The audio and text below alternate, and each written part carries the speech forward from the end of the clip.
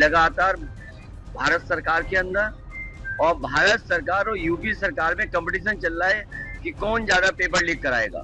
Acknowledge था कि हिंदुस्तान का एजुकेशन सिस्टम बहुत बढ़िया है, उस पर सालों से आक्रमण हो रहा है। सेपाई सिंडिकेट का कब्जा होता था, उनकी पर्ची चलती थी और पर्ची पे जब खर्ची मिलती थी तब जाके नियुक्ति पत्र प्राप्त होता था। एक भी पेपर लीक नहीं होया, एक सिंगल पेपर भी लीक नहीं होया पंजाब दे विच।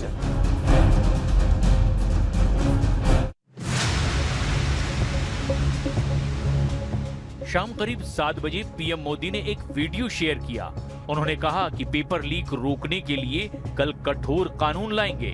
छात्रों के भविष्य के लिए सरकार लगातार कदम उठा रही है।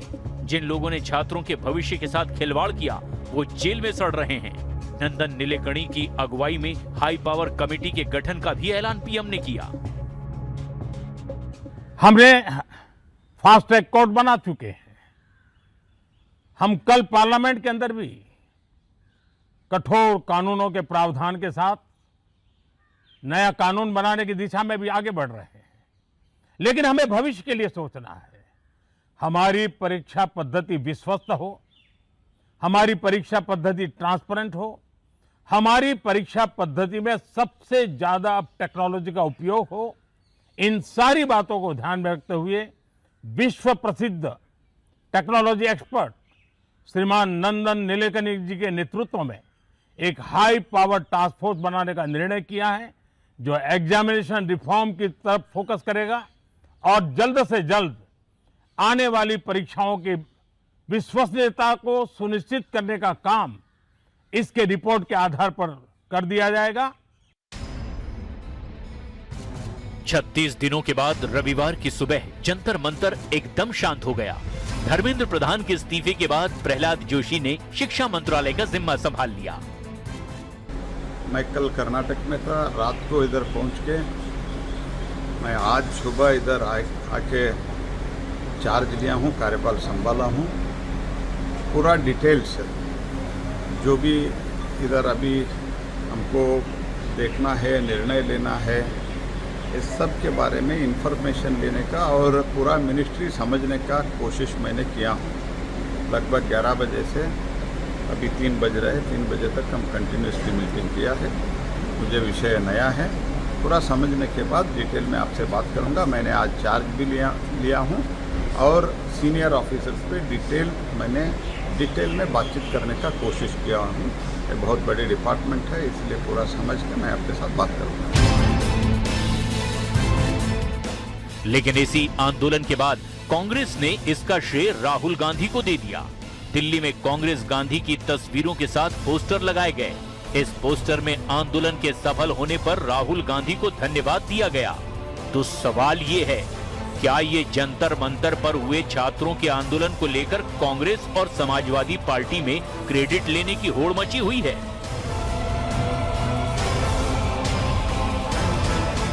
सिस्टम जो हमारी शान हुआ करती थी, पूरी दुनिया में एक्नॉलेज था कि हिंदुस्तान का एजुकेशन सिस्टम बहुत बढ़िया है, उस पर सालों से आक्रमण हो रहा है। उसको कैप्चर किया जा रहा है, उसको प्राइवेटाइज किया जा रहा है। उस पर रिएक्शन था। बेरोजगारी पर रिएक्शन था। नीट पेपर विवाद को लेकर जब जंतर मंतर पर सीजेपी का धरना चल रहा था तो राहुल गांधी ने पेपर लीक और परीक्षा प्रणाली के मुद्दे पर सरकार को घेरना शुरू कर दिया। लेकिन खुद एक बार भी जंतर मंतर नहीं पहुंचे। अनशन के दौरान सोनम वांगचुक की तबीयत बिगड़ी तो उन्हें अस्पताल ले जाया गया, तो उन्होंने वांगचुक का समर्थन किया। सरकार के एक्शन और छात्रों पर हुए लाठीचार्ज पर सवाल उठाए। सीजेपी के संसद मार्च और पुलिस कार्रवाई के बाद राहुल गांधी ने संसद के अंदर और बाहर इस मुद्दे को उठाया।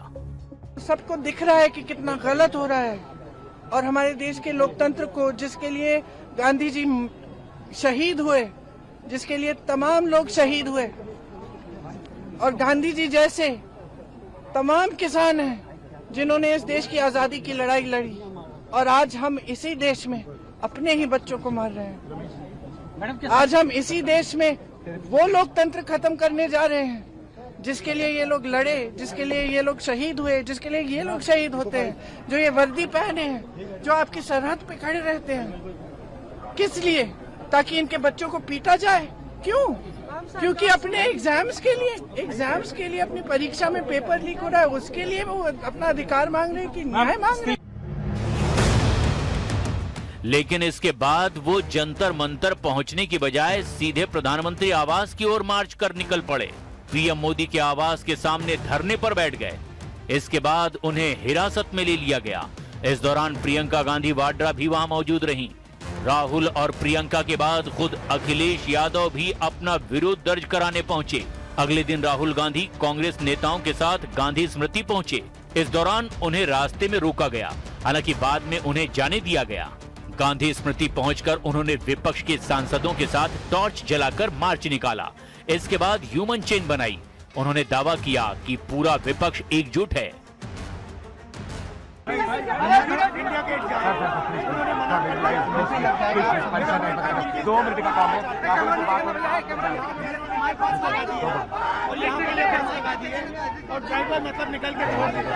मैसेज है स्टूडेंट्स को कि हम आपके साथ हैं। पूरा विपक्ष आपके साथ है, और जो आपके साथ हो रहा है, आप पर जो वायलेंस हो रहा है, उसके हम बिल्कुल खिलाफ हैं।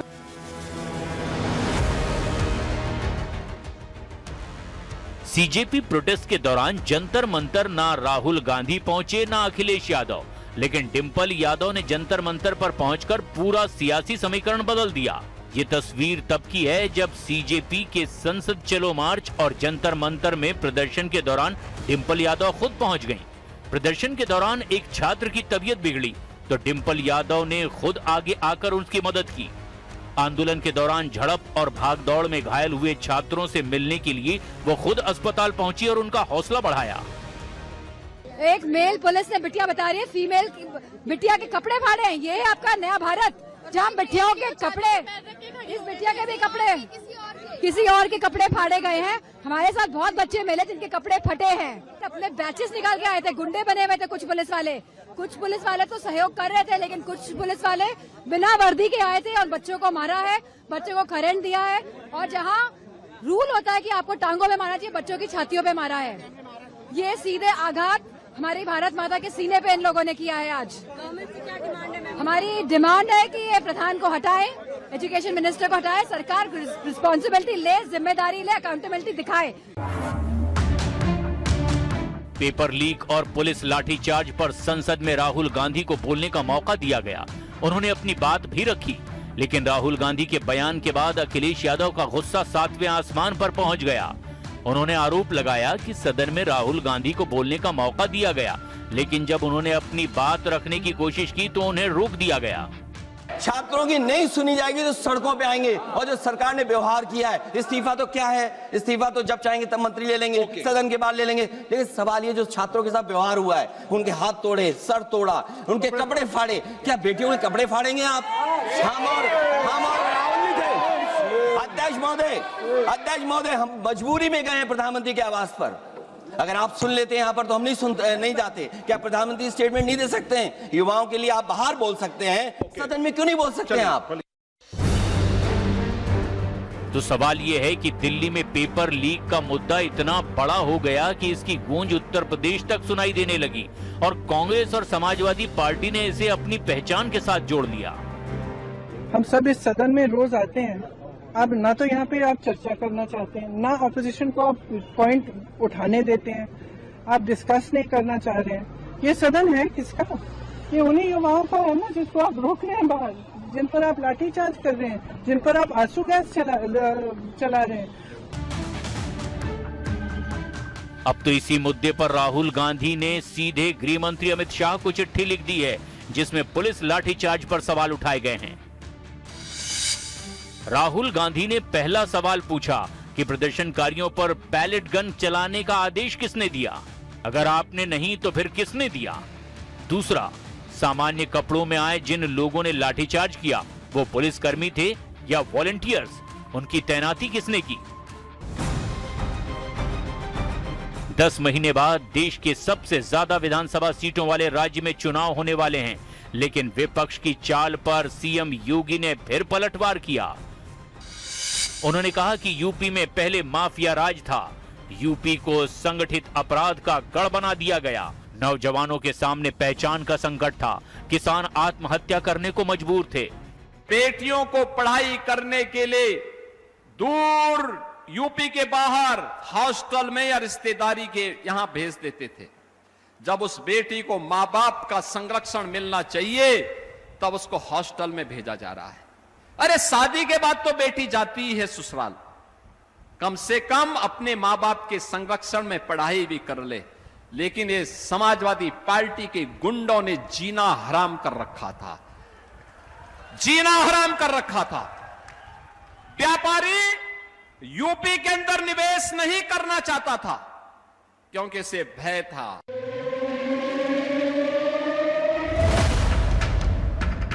सवाल ऐसे में यह है कि क्या सीजेपी आंदोलन राहुल गांधी और अखिलेश यादव के लिए खुद की राजनीति को जिंदा करने का मौका है? तो ये याद रहेगा कि सीजेपी का एक प्रेशर था, एक सीजेपी का प्रोटेस्ट था जिसकी वजह से वो रेजिग्नेशन आया। इसमें राहुल गांधी को क्रेडिट मिलना बहुत मुश्किल है, अखिलेश यादव को क्रेडिट मिलना बहुत मुश्किल है। हाँ, ये यूपी इलेक्शन के कैंपेन में इस मुद्दे को उठाएंगे, पर मुझे नहीं लगता, क्योंकि यूपी इलेक्शन अभी भी 6 महीने बाद है, उसकी कैंपेनिंग में भी समय है। तब तक ये विषय कितना रेलिवेंट रहता है, वोटरों के मन में कितना जरूरी रहता है, वो बाद में हमें देखना होगा। पर राहुल गांधी इस चीज का क्रेडिट क्लेम नहीं कर सकते। यूपी में सभी पार्टियों की नजर युवा वोटरों पर है। यहीं करीब 13 करोड़ 40 लाख मतदाता हैं। 7 करोड़ 30 लाख पुरुष, 6 करोड़ 90 लाख महिला वोटर हैं। राहुल गांधी और अखिलेश यादव यूपी को लेकर माहौल बना रहे हैं। इन दोनों की एक मीटिंग भी संसद में हुई थी जिसे लेकर बहुत बात हुई। यूपी में भी युवा वोटर्स की संख्या बहुत बड़ी है और चुनावी नतीजों को प्रभावित करने में उनकी भूमिका अहम मानी जाती है।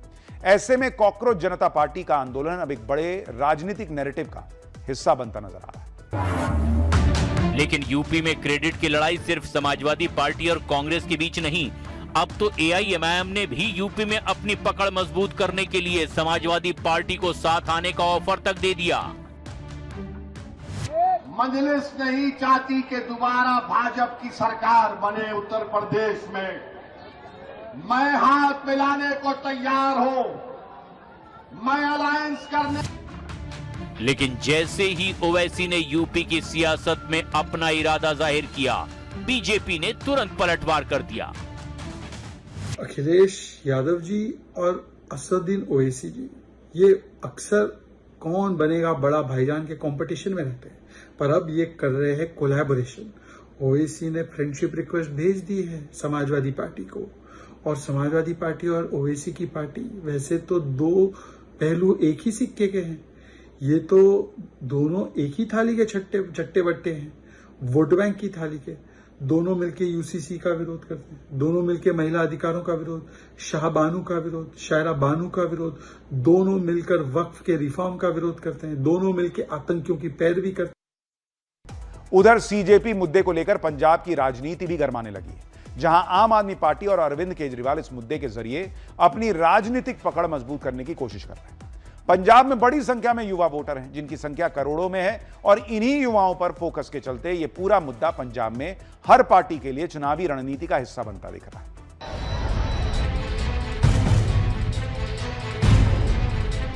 NEET paper leak, Jantar Mantar पर विरोध और फिर धर्मेंद्र प्रधान के इस्तीफे की गूंज यूपी से लेकर पंजाब तक सुनाई दे रही है। शिरोमणि अकाली दल ने पंजाब में पेपर लीक के मामलों को लेकर आम आदमी पार्टी सरकार के 2 मंत्रियों के इस्तीफे की मांग की और आम आदमी पार्टी पर डबल स्टैंडर्ड का आरोप लगाया। शिरोमणि अकाली दल ने पंजाब के शिक्षा मंत्री हरजोत सिंह बैंस और स्वास्थ्य मंत्री बलवीर सिंह का इस्तीफा मांगा है। शिरोमणि अकाली दल ने आरोप लगाया कि आम आदमी पार्टी ने दिल्ली में धर्मेंद्र प्रधान का इस्तीफा तो मांगा, लेकिन पंजाब में बार बार पेपर लीक होने के बावजूद अपने मंत्रियों पर चुप है अरविंद केजरीवाल ने दिल्ली में जंतर मंतर पर प्रदर्शन के दौरान सरकार पर सवाल खड़े किए थे, खुद को इस आंदोलन से जोड़ा था। बच्चे कह रहे हैं कि हर साल पेपर लीक होते हैं, हर साल पेपर लीक होते हैं। आपने कोई ऐसा ऐलान नहीं किया कि क्या सिस्टमिक चेंजेस किए जाएंगे जिससे बच्चों को यह भरोसा हो सके कि अगली साल का नीट लीक नहीं होगा या अगले पेपर लीक नहीं होंगे। कोई विजन ही नहीं है सरकार का। और इसी वजह से पंजाब में आम आदमी पार्टी की सरकार अब घिरती दिखाई दे रही है और शिरोमणि अकाली दल के अध्यक्ष सुखबीर सिंह बादल ने आम आदमी पार्टी पर सवाल खड़े किए हैं। भारत के युवाओं की जीत, पंजाब के सुपर सीएम अरविंद केजरीवाल और गुरुद्रोही भगवंत मान से सीधा सवाल, आप कब बोलोगे? आज के युवाओं ने साबित कर दिया कि कोई भी सरकार लोगों की आवाज दबा नहीं सकती, कोई भी नेता जवाबदेही से बच नहीं सकता। अब समय आ गया है कि आम आदमी पार्टी पंजाब के युवाओं को जवाब दे। आपके 4.5 साल के कार्यकाल में परीक्षा से जुड़े 6 घोटाले हुए, जिनसे 5 लाख छात्र प्रभावित हुए।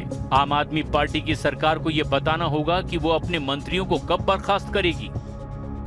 हालांकि जैसे ही पंजाब में पेपर लीक के मुद्दे पर विपक्ष ने आरोप लगाए, भगवंत मान ने आरोपों को खारिज कर दिया। ਛੋਟੀ ਦਿਨਾ ਆਉਣ ਵਾਲੇ ਵੀ ਹੋਰ ਵੀ ਤੁਸੀਂ ਅਜੇ ਬਹੁਤ ਸਾਰੇ ਪੇਪਰ ਕਲੀਅਰ ਕਰਨੇ ਨੇ, ਤੁਹਾਡੇ ਭੈਣ ਭਾਈਆਂ ਨੇ, ਛੋਟੇ ਭੈਣ ਭਾਈਆਂ ਨੇ ਪੇਪਰ ਕਲੀਅਰ ਕਰਨੇ ਨੇ। 4.5 ਸਾਲ ਹੋ ਗਏ ਸਰਕਾਰ ਬਣੀ ਨੂੰ, ਪੰਜਾਬ ਦੇ ਵਿੱਚ ਇੱਕ ਵੀ ਪੇਪਰ ਲੀਕ ਨਹੀਂ ਹੋਇਆ, ਇੱਕ ਸਿੰਗਲ ਪੇਪਰ ਵੀ ਲੀਕ ਨਹੀਂ ਹੋਇਆ ਪੰਜਾਬ ਦੇ ਵਿੱਚ। ਦੋ ਜਗ੍ਹਾ ਤੋਂ ਸਾਨੂੰ ਚੀਟਿੰਗ ਦੀ ਰਿਪੋਰਟ ਆਈ ਸੀ, ਡਿਜੀਟਲ ਤਰੀਕੇ ਨਾਲ ਬਲੂਟੁੱਥ ਵਾਲੇ ਪੈਨ ਨਾਲ ਉਹ ਪੇਪਰ ਨੂੰ ਸਕੈਨ ਕਰਕੇ ਬਾਹਰ ਭੇਜ ਰਹੇ ਸੀ। ਬਾਹਰੋਂ ਉਹਨਾਂ ਦੇ ਜਿਹੜੇ ਆਨਸਰ ਸੀ ਉਹ ਮਿਲ ਰਹੇ, 5 ਲੱਖ ਰੁਪਈਆ ਲੈਂਦੇ ਸੀਗੇ ਇੱਕ ਪੇपर ਦਾ, ਉਹਨਾਂ ਨੂੰ ਵੀ ਫੜਿਆ ਤੇ ਫੜ ਕੇ ਉਹਨਾਂ ਨੂੰ ਜੇਲ੍ਹ 'ਚ ਕੀਤਾ। लेकिन बीजेपी का आरोप है कि भगवंत मान सच नहीं बोल रहे हैं। बीजेपी के प्रदीप भंडारी ने तो यहां तक कह दिया कि पंजाब के मुख्यमंत्री ने केजरीवाल से झूठ बोलना सीख लिया है और अब तो केजरीवाल को झूठ बोलने की प्रतियोगिता में हराना चाहते हैं। पंजाब में पिछले कई सालों में 10 से ज्यादा पेपर लीक हो चुके हैं। क्या अरविंद केजरीवाल ने अपने एजुकेशन मिनिस्टर का इस्तीफा मांगा है? क्या राहुल गांधी ने पंजाब के एजुकेशन मिनिस्टर का इस्तीफा मांगा है? कब इस देश की एक पूरा का पूरा वर्ग पंजाब के एजुकेशन मिनिस्टर, जहां सबसे ज्यादा पेपर लीक हो रहे हैं, उसका रेजिग्नेशन मांग रहा है? देश का जेनजी और पंजाब का जेनजी पंजाब के एजुकेशन मिनिस्टर का इस्तीफा चाहता है। फार्मेसी का पेपर लीक, एडीओ का paper leak, leak leak leak. Punjab को अरविंद केजरीवाल ने लीक का कैपिटल बनाया है। पेपर लीक के मुद्दे पर आम आदमी पार्टी को घिरता देख मनीष सिसोदिया ने सफाई दी। उन्होंने कहा कि पंजाब प्रशासन ने तो पंजाब में पेपर लीक की घटनाएं रोकी है। ये काफी कांग्रेस और बीजेपी की तरफ से र्यूमर फैलाया जा रहा है। उनकी पेड ट्रोल्स जो है सोशल मीडिया पे लिखते जा रहे हैं कि जी पंजाब में पेपर लीक हो गया, पंजाब में पेपर लीक हो गया। मैं कांग्रेस बीजेपी को कहना चाहता हूँ, झूठ फैलाना बंद करो। तुम्हारे झूठ के सहारे ही जनता ने तुम्हारी ये स्थिति कर दी है कि एक को कोई पूछता नहीं, दूसरे के शिक्षा मंत्री को रिजाइन करना पड़ रहा है। केवल और केवल झूठ फैलाते हैं, केवल और केवल जुमले फैलाते हैं। मुझे दुख होता है देख के कि ये कभी सच भी बोल लिया करें। पंजाब में कोई पेपर लीक नहीं हुआ। पंजाब की एक यूनिवर्सिटी में एक क्लासरूम में कुछ बच्चे नकल करने के इरादे से एक स्मार्ट पेन लेके आ गए ब्लूटूथ लगा हुआ, उसको भी प्रशासन ने, यूनिवर्सिटी के प्रशासन ने तुरंत पकड़ लिया और पुलिस एक्शन लिया उस पर। आम आदमी पार्टी की सफाई पर बीजेपी ने पलटवार किया और आम आदमी पार्टी को नौटंकीबाज कहा। देश भर में नाटक नौटंकी करने वाले केजरीवाल जी, धर्मेंद्र प्रधान जी का तो इस्तीफा हो चुका है। उन्होंने तो हाईएस्ट स्टैंडर्ड्स ऑफ अकाउंटेबिलिटी और मोरालिटी दिखाई, पर जिस मनीष सिसोदिया और अरविंद केजरीवाल ने बेशर्मी से बोला था कि अगर हमारे यहाँ पे पेपर लीक होगा तो हम इस्तीफा ले लेंगे, आज 1 नहीं, 2 नहीं, 3 नहीं, 4 नहीं, 6-6, 7-7 पेपर लीक पंजाब में हुए हैं। तो इनके बेशरम और निर्लज मुख्यमंत्री और उनसे ज़्यादा बेशरम और निर्लज एजुकेशन मिनिस्टर हरजोत बैंस आकर कहते हैं कि हमने तो पेपर लीक पकड़ लिया। बीजेपी का दावा है कि पंजाब में 8 पेपर लीक के मामले सामने आए, लेकिन अभी तक एक भी इस्तीफा नहीं हुआ है। बीजेपी का दावा है कि पंजाब में नायब तहसीलदार की परीक्षा में ब्लूटूथ डिवाइस से परीक्षा में चोरी हुई। पंजाब बोर्ड की 12वीं की अंग्रेजी की परीक्षा के पेपर लीक हो गए। पंजाब स्टेट टीचर एलिजिबिलिटी परीक्षा के पेपर लीक हुए। एग्रीकल्चर डेवलपमेंट ऑफिसर परीक्षा के पेपर भी लीक हुए। पंजाब में भी अगले साल चुनाव हैं और केजरीवाल कमबैक करने की तैयारी में जुटे हैं। लेकिन विपक्ष के साथ ही बीजेपी ने आम आदमी पार्टी की दुखती नस पर हमला कर दिया है। केजरीवाल और आम आदमी पार्टी ने जिस पेपर लीक को मुद्दा बनाकर केंद्र सरकार को घेरने की कोशिश की, अब उसी मुद्दे पर वो पंजाब में घिरे हुए दिखाई दे रहे हैं। आगे की रणनीति हम बताएंगे, जल्दी बताएंगे। कल ही तो खत्म हुआ है, थोड़ा तो हमें टाइम दे दीजिए। बिल्कुल सर। यस। और पंजाब पेपर लीक को लेकर कुछ कहेंगे सर?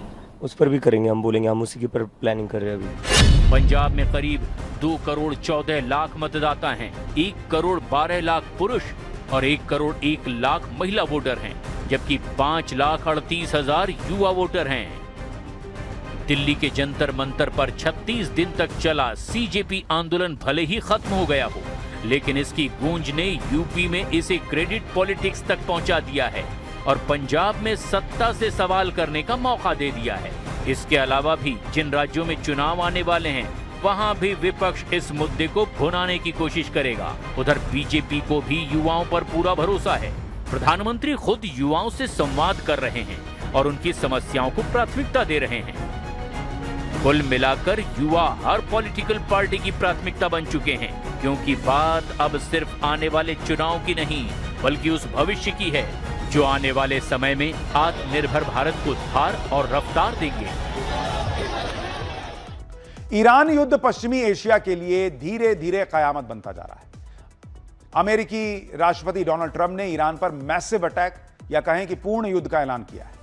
जवाब में ईरान ने दो टूक कह दिया है कि अगर ईरान के पिकैक्स माउंटेन या नागरिक ठिकानों पर हमला हुआ तो पूरे मिडिल ईस्ट में अमेरिका के सभी सैन्य ठिकाने तबाह कर देंगे।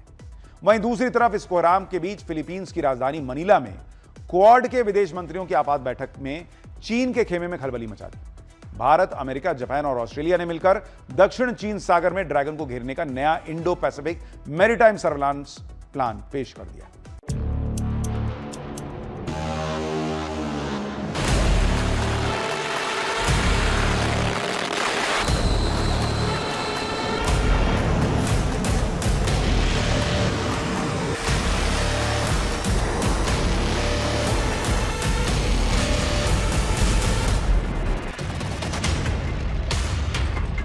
आज की सबसे बड़ी खबर यही है कि अमेरिकी राष्ट्रपति डोनाल्ड ट्रंप ने ईरान पर एक बहुत बड़े और निर्णायक सैन्य हमले के अपने ही फैसले को फिलहाल रोक दिया है। वजह है पेंटागन से आई एक ऐसी चेतावनी जिसने अमेरिकी प्रशासन के होश उड़ा कर रख दिए हैं, और वो है अमेरिका के पास पैट्रियट इंटरसेप्टर मिसाइलों की भारी किल्लत। लेकिन इसके साथ ही युद्ध के मैदान में जो खुलासे हो रहे हैं वो रोंगटे खड़े कर देने वाले हैं। कुवैत और बहरीन पर मंडराते खतरों के बीच अब खाड़ी देशों के भी जंग में सीधे तौर पर खींचने की खबरें आ रही है। उधर ईरान ने सीधे तौर पर ब्रिटेन को खुली धमकी दे डाली है कि अगर उसने अमेरिका का साथ दिया तो उसकी जमीन और उसके सैनिक ईरानी मिसाइलों के निशाने पर होंगे। इस बीच हूथी ने सऊदी अरब की तेल रिफाइनरी को मिसाइल और ड्रोन धमाकों से उड़ा दिया है। बहरीन और कुवैत ने ईरान युद्ध में पहली बार एक साथ मिलकर ईरान पर हमला कर दिया है, जिसमें यूएई ने भी साथ दिया है। और इन सब के बीच फिलीपींस की राजधानी मनीला में क्वाड के विदेश मंत्रियों की बैठक में 22 से 23 जुलाई के बीच चीन की घेराबंदी को लेकर जबरदस्त काम हुआ है। बैठक में चीन की घेराबंदी और भारत के लिए तेल और गैस के मोर्चे पर खुले नए रास्ते इस वैश्विक संकट को हल करने में एक नया ही मोड़ दे रहे हैं। पश्चिमी एशिया में हालात अब आर पार की जंग में तब्दील हो चुके हैं। अमेरिकी राष्ट्रपति डोनाल्ड ट्रंप ने ईरान को आखिरी चेतावनी देते हुए कहा है कि अगर हॉर्मूज में जहाजों पर हमले नहीं रुके तो अमेरिका ईरान के ऊर्जा ढांचे और पुलों पर अब तक का सबसे भीषण और सबसे बड़ा हमला करेगा। लेकिन ईरान ने भी झुकने के बजाय युद्ध को नई सीमाओं तक धकेल दिया। ईरानी सेना ने बहरीन के ईसा एयरबेस और जॉर्डन के अल अजरक सैन्य बेस पर घातक आराश आत्मघाती ड्रोन से सीधा हमला कर दिया। ईरान युद्ध में फंसे ट्रंप, पैट्रियट मिसाइल खत्म। ये वाकई हैरान करने वाली बात है कि जिस वक्त हूथी सऊदी अरब की तेल रिफाइनरियों पर मिसाइलें दाग रहे हैं, उन्हें फूंका जा रहा है, ऐसे वक्त में ट्रंप ने सेना को आदेश दे दिया है कि ईरान पर हमला मत करो। इससे भी ज्यादा चौंकाने वाली खबर तो ये है कि 5 महीने से चल रहे ईरान युद्ध में ऐसा पहली बार हुआ है जब कुवैत और बहरीन ने मिलकर यूएई की मदद से ईरान पर सीधे मिसाइल और ड्रोन हमला कर दिया। दावा किया जा रहा है कि पहली बार कुवैत और बहरीन की सेना ने मिलकर के ईरान पर हमला किया है। इन हमलों के बीच अचानक अमेरिका की तरफ से ईरान पर हमला न करने को लेकर एक चौंकाने वाला दावा अमेरिकी मीडिया द न्यूयॉर्क टाइम्स और एक्सियोस की रिपोर्ट में किया गया।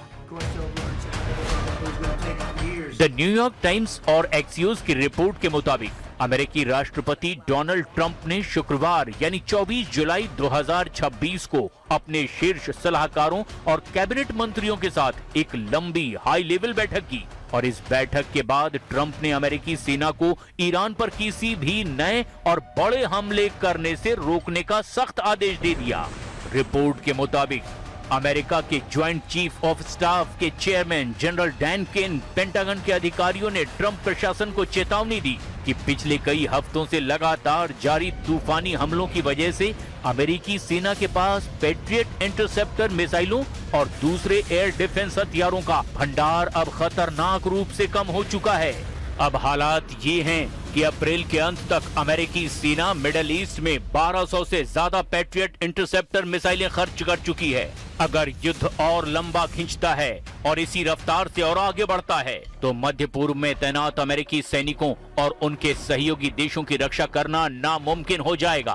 हालांकि अमेरिकी अधिकारियों का ये भी कहना है कि ये रोक अस्थायी हो सकती है और जरूरत पड़ने पर सेना फिर से एक्शन मोड में आ सकती है, लेकिन फिलहाल हथियारों की कमी ने अमेरिका की सांसें अटका दी है। अमेरिकी अधिकारियों के मुताबिक व्हाइट हाउस में हाल ही में बातचीत अमेरिकी इंटरसेप्टर मिसाइलों के खत्म होने के मुद्दे पर केंद्रित रही, खास करके तब से जब जॉर्डन में एक ईरानी मिसाइल अमेरिकी एयर डिफेंस को भेदकर 3 अमेरिकी सैनिकों की मौत की वजह बन गया।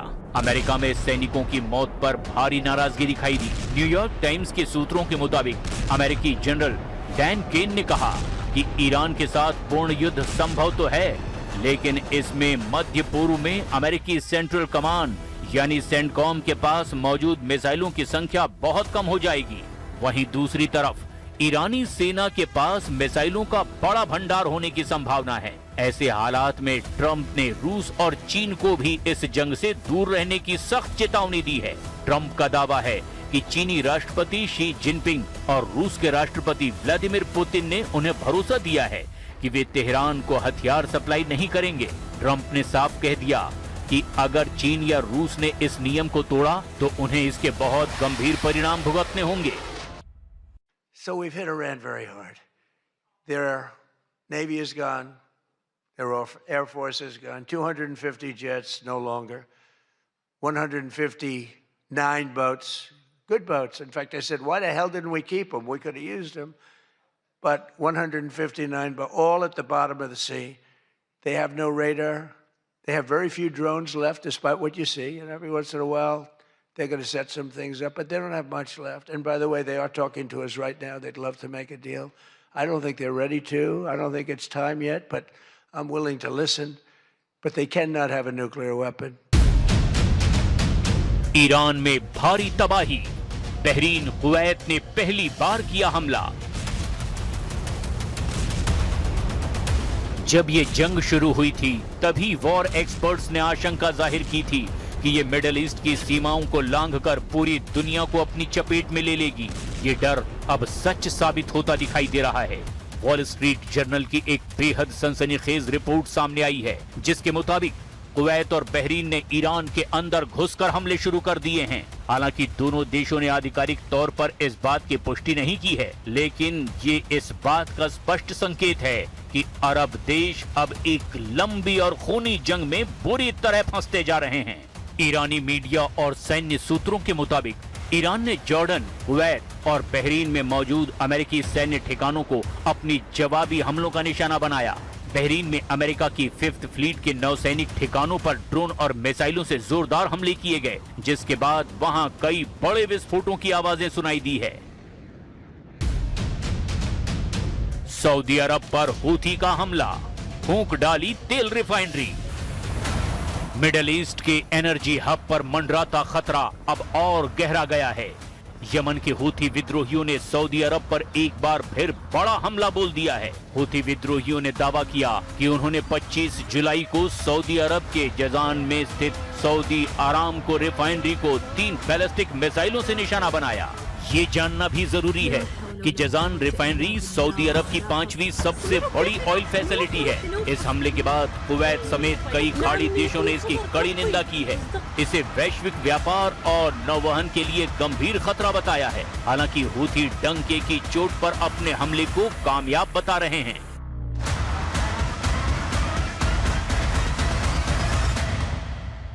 نفذت القوات المسلحة اليمنية عمليتين عسكريتين نوعيتين استهدفت الأولى أهدافا حساسة لمنشآت تتبع شركة أرامكو في جيزان، وذلك بعشرات الصواريخ البالستية والطائرات المسيرة، فيما استهدفت العملية الثانية أهدافا حساسة تتبع شركة أرامكو في ينبع، وذلك بعدد من الصواريخ البالستية والمجنحة والطائرات المسيرة। पिकैक्स पर 7 दिन में हमला, ईरान युद्ध में कूदे ज़ेलेंस्की।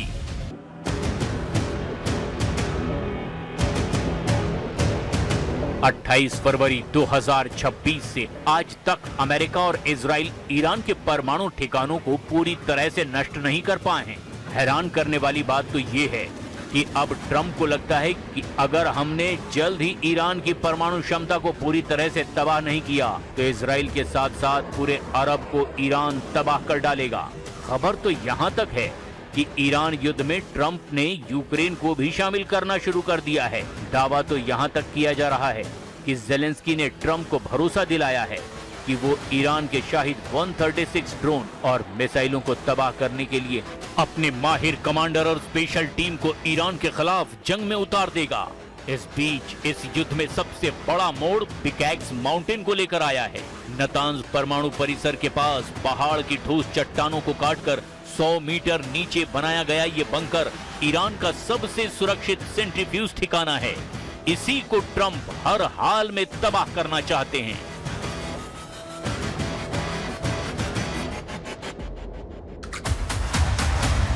वॉशिंगटन में राष्ट्रपति ट्रंप ने 2 टूक कहा है कि हम बहुत जल्द उस इलाके यानी कि पिकैक्स माउंटेन पर भारी प्रहार करने जा रहे हैं।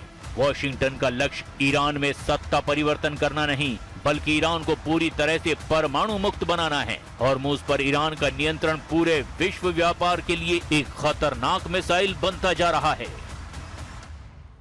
Well, we feel very badly, but you know, those great people, those great patriots were out there fighting that Iran cannot have a nuclear weapon.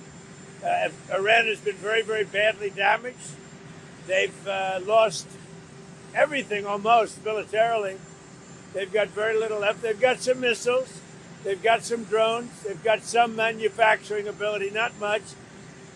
We control the strait. They don't control anything. So we'll see what happens, but we hit them very hard again tonight.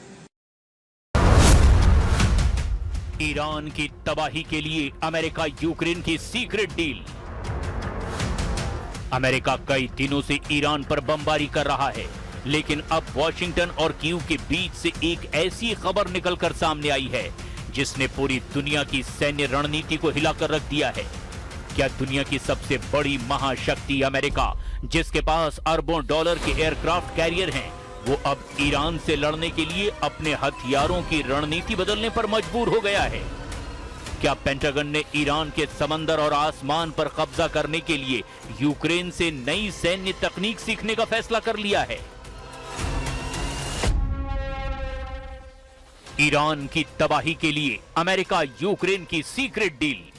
Trump और Ukraine secret deal के नए खुलासे से हैरान रह जाएंगे आप। Ukraine की सबसे खूंखार मागुरा ड्रोन बोट और एंटी ड्रोन इंटेलिजेंस अब अमेरिकी नौसेना का हिस्सा बनने जा रही है। यूक्रेन की ये तकनीक ईरान के लिए काल बनने वाली है। हॉर्मुज़ में ईरान की सबसे बड़ी ताकत उसकी छोटी, बेहद तेज और सुसाइड हमला करने वाली बोट्स हैं। ईरान इन्हीं के दम पर अमेरिकी युद्धपोतों को दहलाता रहा है, लेकिन अमेरिका ने इसका जो तोड़ निकाला है वो यूक्रेन से होकर आता है। अमेरिका और यूक्रेन के बीच मागुराव ड्रोन बोट्स को लेकर के एक बड़ी डील और तकनीकी साझेदारी हुई है। क्या है मागुराव ड्रोन बोट की खासियत? ये एक मानव रहित समुद्री ड्रोन यानी यूएसवी है। यूक्रेन ने इसी छोटी सी बोट का इस्तेमाल करके काले सागर में रूस के बड़े बड़े और अरबों डॉलर के जंगी जहाजों जैसे इवान खोर्स और सीजर कुनिकोव को भी डुबो दिया है। ये बोट रडार की पकड़ में नहीं आती, समुद्र की लहरों के बीच छुपकर चलती है और सैकड़ों किलो विस्फोटक लेकर सटीक सुसाइड अटैक करती है। अमेरिका समझ गया है कि ईरान की सकरी खाड़ी में बड़े और महंगे युद्धपोत भेजना खतरे से खाली नहीं है। इसीलिए पेंटागन ने यूक्रेन की इस कम लागत वाली लेकिन बेहद घातक समुद्री ड्रोन तकनीक को अपनाया है। अब अमेरिकी नेवी हॉर्मुज में ईरान की नेवी को भी उसी भाषा में ड्रोन बोट्स के झुंड से जवाब देने की तैयारी में है। ازاله پایگاه‌های آمریکا در منطقه وقتی میگیم انتقام معناش اینه. الحمدلله این کار شروع شد. ضربه‌های جدی خوردند رزمندگان دلاور عزیز ما در نیروهای مسلح. پایگاه‌های امریکا رو در منطقه مورد اصابت قرار دادن. تو این شیطنت‌های اخیری که کردن ضربه ها بسیار جدی‌تر و همه جانبه‌تر بوده و هست. ईरान पर आसमानी कयामत, ट्रंप को यूक्रेन से मिला गुप्त हथियार। समंदर के बाद अब बात करते हैं आसमान की। अमेरिका ने यूक्रेन के साथ जो दूसरी सबसे बड़ी डील की है वो हथियारों की नहीं बल्कि डेटा और इंटेलिजेंस की है। जैसा कि आप जानते हैं, रूस ने यूक्रेन युद्ध में ईरान के शाहिद 136 सुसाइड ड्रोन का अंधाधुंध इस्तेमाल किया, लेकिन इस तबाही के बीच यूक्रेन ने चुपचाप एक बड़ा काम किया। यूक्रेन की एंटी ड्रोन महारत। पिछले 3-4 सालों में यूक्रेन ने ईरानी ड्रोनों को ट्रैक करने, उन्हें हवा में ही हैक करके गिराने और उनके इलेक्ट्रॉनिक सिग्नल्स यानी जीपीएस और ग्लोबल नेविगेशन स्पुतनिक सिस्टम को भी जैम करने के लिए इलेक्ट्रॉनिक वॉरफेयर में गजब की महारत हासिल कर ली है। यूक्रेन ने ईरानी ड्रोन्स की एक एक फ्रीक्वेंसी, उसके नेविगेशन सिस्टम और उनके सॉफ्टवेयर की कमियों का पूरा टेक डेटा इकट्ठा कर लिया है। ईरान के खिलाफ इसका इस्तेमाल। रक्षा विश्लेषकों का मानना है कि अब अमेरिका और उसके सहयोगियों विशेषकर इजराइल ने यूक्रेन युद्ध से मिले इसी एंटी ड्रोन इंटेलिजेंस और जैमिंग टेक डेटा का इस्तेमाल मिडिल ईस्ट में शुरू कर दिया है। यही कारण है कि आज जब ईरान या उसके समर्थित गुट हिजबुल्लाह या हूथी मिडिल ईस्ट में अमेरिकी बेस या फिर इजराइल पर ड्रोन छोड़ते हैं तो यूक्रेन से मिली इसी तकनीक के दम पर अमेरिकी रडार उन्हें उड़ते ही कुछ मिनटों के भीतर जैम करके क्रैश कर देते हैं। ईरान की तबाही के लिए ट्रंप और यूक्रेन की ये खतरनाक डील ईरान के उस घमंड को तोड़ने के लिए की गई है जो वो अपनी ड्रोन पावर और तेज स्पीड बोट्स को लेकर करता रहा है। अमेरिका अब ईरान को उसी के हथियारों से उसी के समंदर में मात देने की तैयारी कर चुका है।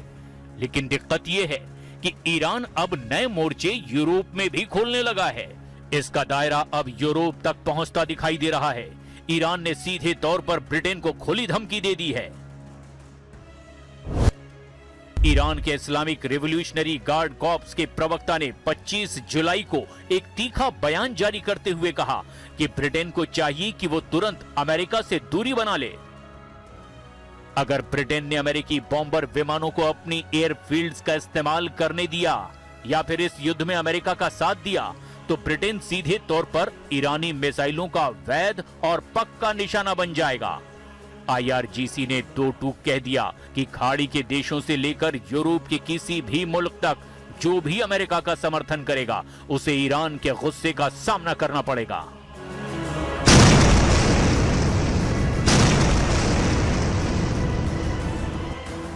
देखिए, एक तरफ जहां ईरान युद्ध से पूरी दुनिया में ऊर्जा और सुरक्षा का संकट गहरा गया, वहीं भारत ने बड़े मोर्चे पर ऐतिहासिक बाजी मार ली।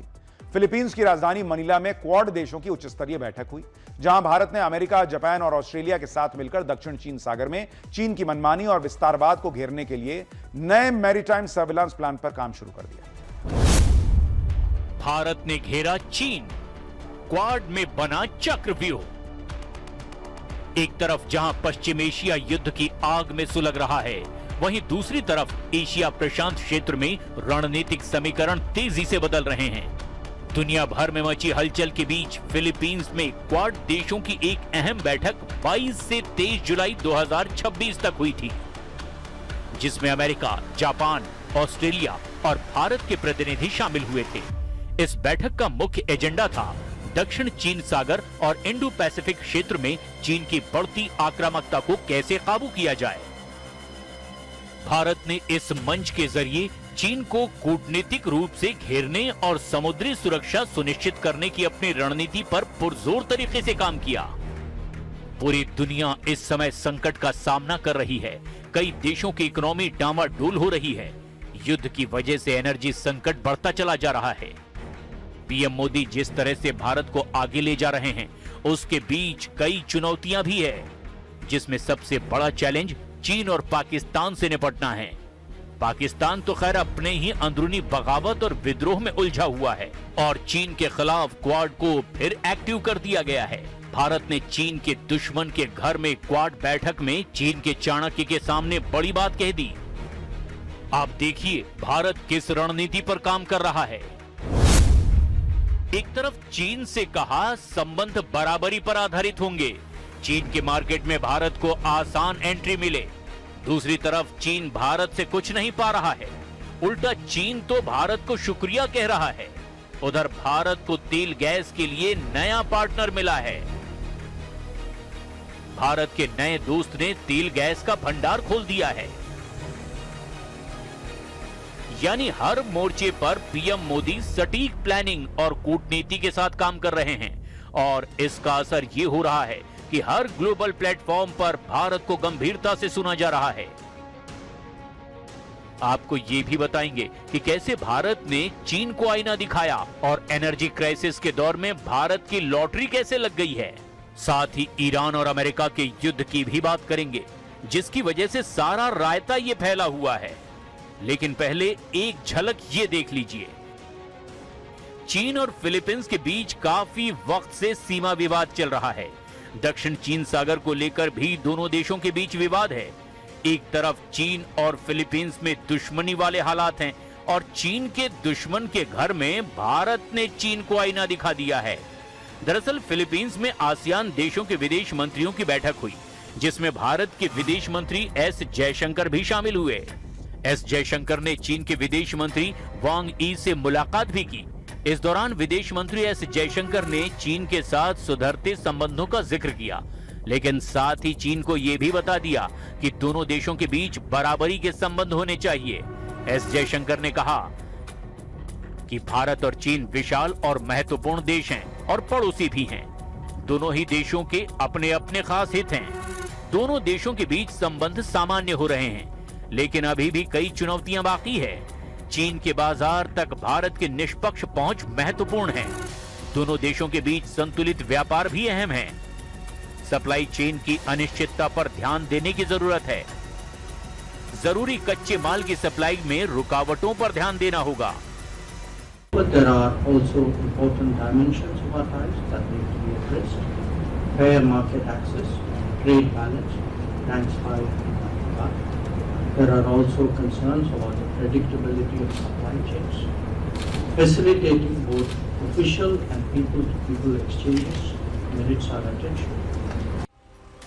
कुल मिलाकर एक तरफ ईरान युद्ध खाड़ी देशों के लिए नासूर बनता जा रहा है, तो वहीं दूसरी तरफ भारत के दक्षिण चीन सागर में देश को घेरने का जो विश्वव्यापी प्लान बनाया गया है, वो भी बिना जंग किए ही विरोधियों को चित करने के लिए काफी है। पाठशाला में अब अगला अध्याय। इस वक्त देश के कई हिस्सों में बारिश कहर बनकर टूट रही है। कहीं पहाड़ दरक रहे हैं, कहीं नदियां उफान पर हैं, कहीं शहर के शहर डूबे दिख रहे हैं। सबसे बुरी हालत गुजरात और असम में, जहां भारी बारिश के बाद आई बाढ़ से हजारों लोग बेघर हो गए। दूसरी तरफ जम्मू कश्मीर, हिमाचल प्रदेश और राजस्थान जैसे राज्यों में भी बारिश से हालात बिगड़ गए। पाठशाला के इस अध्याय में बात बारिश, बाढ़ और बर्बादी की और साथ ही लोगों को बचाने की जो कोशिशें चल रही हैं उसकी।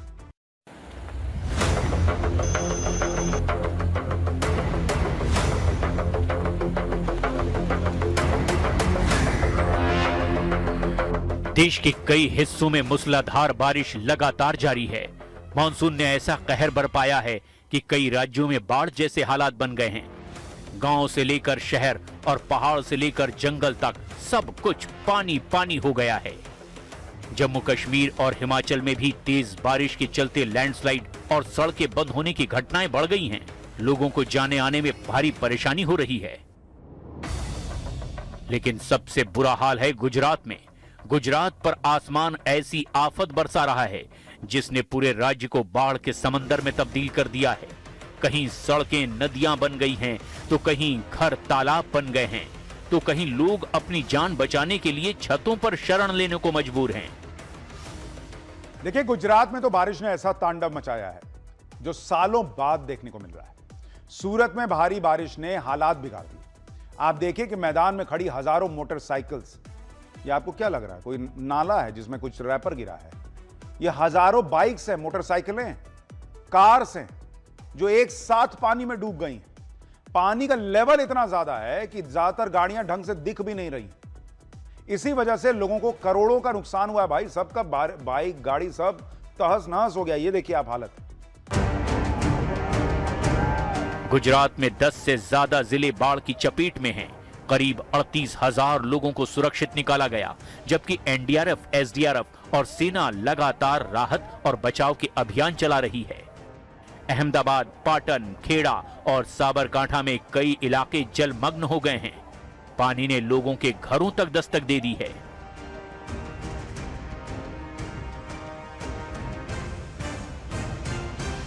नवसारी में तबाही की बाढ़, 30 गांव डूबे, 1000 गाड़ियां बही। गुजरात में भी सबसे ज्यादा तबाही नवसारी में देखने को मिल रही है। लगातार बारिश के बाद जिले के 30 से ज्यादा गांव पानी में डूब गए हैं। गणदेवी तालुका में 1000 से ज्यादा वाहन बाढ़ के पानी में बह गए। शांता देवी रोड से लेकर कई रिहायशी इलाकों में पहली मंजिल तक पानी भर गया। घर, दुकानें, बंगले और फैक्ट्रियां पूरी तरह जलमग्न हो गईं। 2000 से ज्यादा लोग सीधे तौर पर इसमें प्रभावित हुए। पानी आप देख सकते हैं कमर से ऊपर तक यहाँ है। पहले तो आप तस्वीरें देख लें और दूसरी तरफ आप देखें कि किस तरीके से बोट जो है वो लोगों तक खाना पहुंचाकर यहाँ से वापस आ रही है। यहाँ पूरी कॉलोनी जो है ये बीचों बीच पूरा पानी भरा हुआ है। घर है यहाँ पर। भैया कितने घर होंगे इधर अंदर? अभी मेरे हिसाब से 50-60 घर अंदर होंगे। इधर सामने बिल्डिंग है, सोसाइटी है। अंदर जाते जाते अंदर शायद 300-400 लोग अंदर फंसे होंगे। अभी बिलीमोरा के रावल स्ट्रीट में बाढ़ के बीच इंसानियत की सबसे बड़ी तस्वीर सामने आई। पहली मंजिल तक पहुंचे पानी के बीच बचाव दल ने एक बीमार और बिस्तर पर पड़ी महिला को सीढ़ी के सहारे सुरक्षित बाहर निकाला। कई घंटे चले इस रेस्क्यू ऑपरेशन ने दर्जनों लोगों की जान बचाई। वलसाड़ के असली हीरो धनश्री की जान बचाई।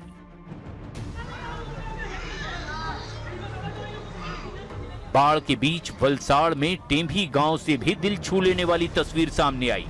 स्थानीय लोगों ने रेस्क्यू ऑपरेशन चलाकर बच्ची की जान बचा ली। दरअसल वारोली नदी में तेज बहाव की वजह से नदी का पानी गांव में दाखिल हो गया। पानी के बीच एक मासूम बच्ची फंस गई, लेकिन गांव के 3 युवाओं ने अपनी जान की परवाह न करते हुए धनश्री नाम की इस छोटी सी बच्ची की जान बचा ली।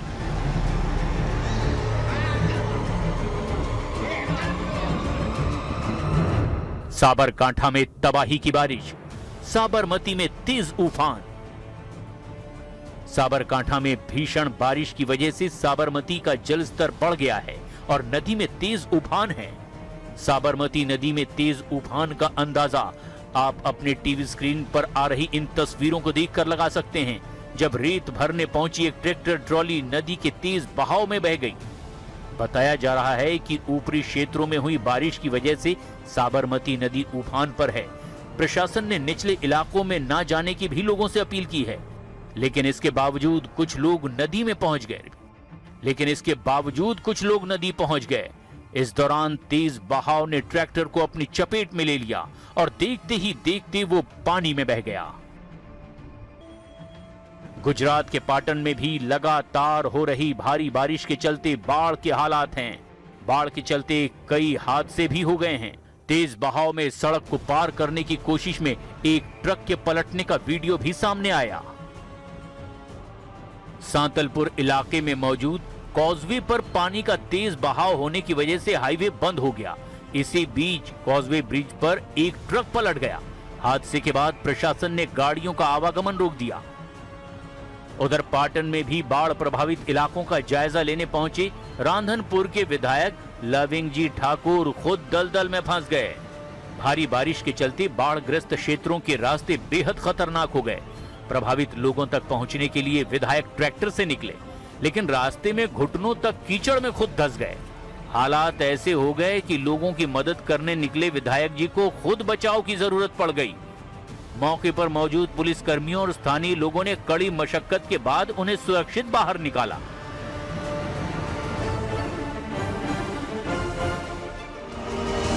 गुजरात के खेड़ा में भी बाढ़ के हालात लगातार भयानक होते चले जा रहे हैं। मातर और वसो इलाके में भी भारी जलभराव की वजह से जनजीवन बुरी तरह से प्रभावित हुआ। भारी बारिश के चलते पेट्रोल पंप, सोलर प्लांट और कई फैक्ट्रियां पूरी तरह जलमग्न हो गईं। खेड़ा के खेत झील बन गए। खेतों के बीच बने घरों में पानी दाखिल हो गया।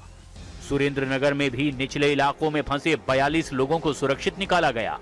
वहीं भावनगर का शेत्रुंजी बांध दूसरी बार ओवरफ्लो हो गया। बांध के सभी 59 गेट खोलकर पानी छोड़ा जा रहा है और आसपास के 17 गांवों को हाई अलर्ट पर रखा गया है। अब गुजरात के ही अहमदाबाद से हालात देखिए। जिले के विरमगाम में चारों तरफ पानी ही पानी नजर आ रहा है। विरमगाम का कृषि उपज मंडी बाजार और तालुका सेवा सदन भी पानी में डूब गए, जिससे सरकारी कामकाज और व्यापार प्रभावित हुआ। भारी बारिश थमे 24 घंटे से ज्यादा का समय बीत चुका है। इसके बावजूद जलभराव में कोई कमी नहीं आई है। हर तरफ पानी, आफत ही आफत। राजकोट में उफनती तेल होकरा नदी एक कार को अपने साथ बहा कर ले गई। आशंका है कि कार में 2 लोग सवार थे। फायर ब्रिगेड और पुलिस नदी में सर्च ऑपरेशन चला रही है, तो अहमदाबाद में साणंद से विरगाम तक हाईवे बंद करना पड़ा। साबरमती टोल नाका, बावला सरखेज हाईवे और कई इलाकों में सड़कें तालाब बन गई है। कई वाहन बीच रास्ते में फंस गए, जबकि साबरमती इलाके से फायर ब्रिगेड ने 11 लोगों को सुरक्षित बाहर निकाल लिया। मोरबी के रफालेश्वर गांव में कमर तक पानी भर गया है। कालिंद्री नदी में फंसे एक व्यक्ति को फायर विभाग ने मौत के मुंह से बाहर निकाला। अमरेली में तेज बहाव में बाइक समेत बह रहे युवक को स्थानीय लोगों ने अपनी जान जोखिम में डालकर बचा लिया। भारत पाकिस्तान सीमा के पास मौजूद नडा बेट से बेहद हैरान करने वाली तस्वीरें सामने आई। नडा बेट का विशाल रेगिस्तान जो कल तक सूखा और तपता हुआ नजर आता था, वहां मानसून की पहली ही बारिश में पूरी तरह समंदर बन गया है। रेगिस्तान में समंदर बना हुआ है। जहां तक भी नजर जाएगी वहां सिर्फ पानी ही पानी नजर आ रहा है। हालात ये हैं कि रेगिस्तान की रेत पर अब समंदर की तरह पानी की लहरें उठ रही हैं। रेगिस्तान में समंदर। बनासकांठा के नडा बेट में कुदरत की हैरान कर देने वाली तस्वीर सामने आई है। भारत पाकिस्तान सीमा से लगे हुए सूखे रेगिस्तान इलाके की ये तस्वीर। अब यहाँ समंदर जैसा नजारा दिखाई दे रहा है। जहाँ कल तक रेत थी, आज वहाँ दूर दूर तक सिर्फ पानी ही पानी दिखाई दे रहा है। 5000 से ज्यादा लोगों को किया गया रेस्क्यू। बाढ़ के हालात से निपटने के लिए हर संभव कोशिश की जा रही है। एनडीआरएफ, एसडीआरएफ, कोस्ट गार्ड, सेना और स्थानीय प्रशासन ने मिलकर अब तक 5000 से ज्यादा लोगों को सुरक्षित स्थानों पर पहुंचाया। इनमें 250 से ज्यादा लोगों को बेहद गंभीर परिस्थिति में रेस्क्यू किया गया। हालात को देखते हुए ओडिशा से भी 4 अतिरिक्त एनडीआरएफ की टीमों को एयरलिफ्ट करके गुजरात भेजा गया। मतलब हर कोशिश की जा रही है, लेकिन परेशानी का पानी अब भी बरस रहा है। हमारी इस वीकेंड स्पेशल क्लास में आज के लिए इतना ही। नमस्कार।